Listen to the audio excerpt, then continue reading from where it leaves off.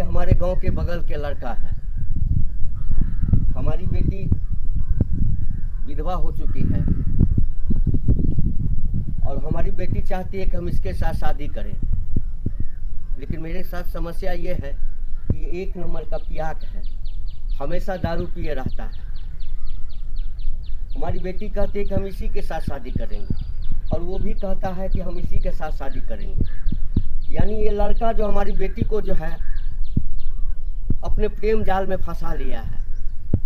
मैं बूढ़ा आदमी, गरीब आदमी, क्या करूं, मुझे कुछ समझ में नहीं आ रहा है। इसलिए हाथ जोड़ के आपसे विनती करता हूं कि आप अपना सुझाव दें कि मैं अपनी बेटी की शादी इस दारूबाज से, पियाक से कर दूं या नहीं करूं। आप कमेंट बॉक्स में जा कर के अपना सुझाव हमको ज़रूर दें।